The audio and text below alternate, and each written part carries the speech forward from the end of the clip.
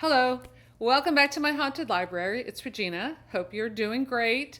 July is coming to an end, and I thought I would do something I haven't done in a while, and that is a wrap up video.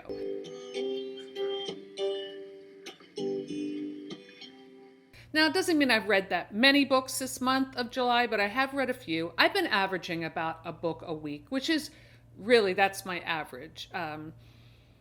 I average 50 books a year, according to Goodreads. Now, I don't always put everything I read on Goodreads because I do read nonfiction that has nothing to do with what I review on this channel, just other interests I might have, or I listen to audiobooks and stuff. And a lot of times those books don't make it onto Goodreads, but it's fine. You can find my Goodreads on my description bar, one of these places. I don't use that site too much, but I do use it to record my books and write very short reviews or just put my ratings on there. So, what have I read? Well, I read a couple things. I finished the Logan series by V.C. Andrews / Andrew Niederman. This was the last book in the series, Olivia. I'm a little perplexed why he's reusing the name Olivia for the grandmother when it was used in Flowers in the Attic. Certainly there are other names out there. Maybe it was an homage, I don't know. But I definitely enjoyed this book. There is a great, I don't want to give away any spoilers, there's a great dramatic scene early in the book, what happens to the sister. It gets into the sister relationship. Of course, you know I love twisted sister relationships, always. So definitely enjoyed this one. It gets into the slow corrosion of Olivia's soul because of her broken heart. And I think that's why I just love melodrama so much, especially when it's done this way. It's best when it's, or when I used to watch soap operas when I was a kid. I was a big soap opera watcher every day after school. Even when I had a job, I would, rush home after work to watch my favorite soap operas. Back in the day when you had to record them on the VCR. Just confession here, true confessions. I was a soap queen. I kind of miss soap operas. That's why I love Dark Shadows, of course. It was the greatest soap opera ever. But I digress.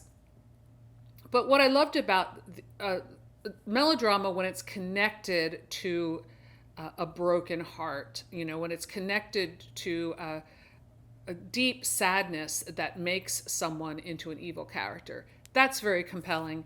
So this, of course, followed every single formula, and I loved it. So I am continuing with my reading of V.C. Andrews' series. So I have moved through the list, and now I'm about to start the Orphan series. The first book is called Butterfly, and I have the complete series, and these are very short books, so I'm looking forward to that. So yes, it wasn't my favorite series, but it was good. And as always, the last book always kind of is the best book in a way. And speaking of last books, I am currently rereading, I'll read this for August, I guess, but I already started, Garden of Shadows, which is the last book in the Dollenganger series.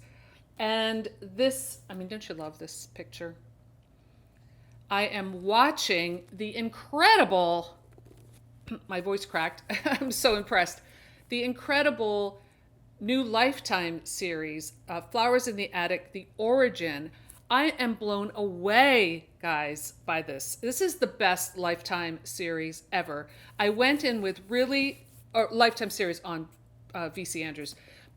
I haven't watched that many Lifetime series in recent years except for these, but this one is so good. I went in with very low expectations, and the production values, the costumes, the sets, the story itself, the writing, they added things to the story, and normally I would be like, oh, why are they doing that? I think it really has enhanced the story in a lot of ways.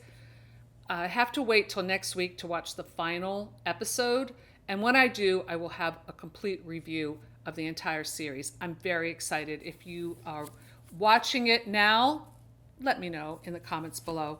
So I had to reread this because I'm so into the series. So yeah, so what else did I read? Oh, This is a book by my friend James Flynn. James has written stories for the HorrorTube anthologies that I do, including the new one that's coming out, Lurking in the Dark, which I will have more information about soon. I just did a video last week introducing all the authors, if you haven't seen that yet. But anyway, James was kind enough to send me this art copy of this book. It's called A Bunch of Fives, 5 Stories That Pack a Punch. So I did this as a buddy read with Jeremy Fee, who is also one of the Lurking in the Dark authors. I will list his channel and James's channel below. Definitely check this out. We had a really good time with doing this buddy read. We were chatting on Voxer messaging, and I think we both agreed that we enjoyed every one of these stories. I would say definitely check this out. I've read some of his other books, some novella, and also his other collection. This one really got to me. Now, I don't know how serious James is with his little author notes in the front, but he wrote, his ultimate dream as an author is to cause a reader to be confined to a mental institution and sectioned under the Mental Health Act after reading one of his stories. Although he admits that this is a bit optimistic. I think you can catch the cheeky sarcasm in that. His tone and his stories are very much like that. I would say that they're more like a weird fiction or even science fiction than straight up horror, although the story he wrote for Lurking in the Dark is definitely a horror story. These are like weird, almost like a Black Mirror type of story, which is a show that I love. Highly recommend this. I gave it 5 stars. If you're looking for a short read, just to sample a new author who you're not familiar with, I definitely recommend this. In fact, I might buy a few copies of this and do a giveaway coming up soon. So I think this is out now, or it's on pre-order, but I'll list it below. Definitely check it out. It's really, really good. And then the 2 other books that I read were Lost Souls by Poppy Z. Brite and Exquisite Corpse by Poppy Z. Brite. Now, both of these books I really enjoyed a lot. I had read Lost Souls before. Lost Souls is great. I think it's essential horror reading if you are okay with the subject matter. It's very sexually graphic, I guess I could say. Not everyone likes to read that kind of stuff. And it deals with some transgressive topics. Exquisite Corpse was an experience. I was having a great time reading Exquisite Corpse on my Kindle while listening to the audiobook when I dropped my Kindle in the bathtub. It's totally destroyed. It could have been worse. It could have been my phone, but hopefully I'll get a new Kindle for my birthday coming up. But yeah, I really thought Exquisite Corpse was, in a lot of ways, it's a masterpiece. It's brilliant. It's so dark. And it's not like fun horror at all. It's not like when I read, an Edward Lee book and was laughing at how preposterous and wonderfully gross it was. This is gross, but it's not really wonderful. It's very hard to digest, no pun intended, because it does deal with cannibalism. And it's a story about 2 serial killers, obviously based on Jeffrey Dahmer, one of them, and the other one, a famous British serial killer who I wasn't familiar with. I'd heard of him, but I didn't really know much about him. I'm not a big fan of serial killers as a subject. I find it so disturbing. I also don't like stories about cannibalism, so I had to overcome a lot of my own revulsion to get through this book. It's beautifully written, absolute stunning prose, much more mature in style. I mean, Poppy Z. Brite is an incredible stylist, starting with the earliest work. This one is even better. I mean, it's mature. It has a certain aesthetic quality to it that's very unique.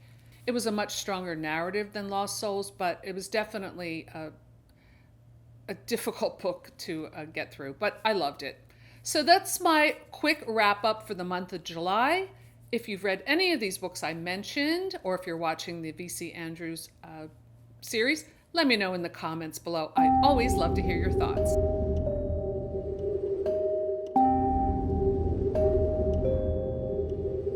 So that's all I have for today. Thanks for stopping by my haunted library, and I'll see you soon. Bye.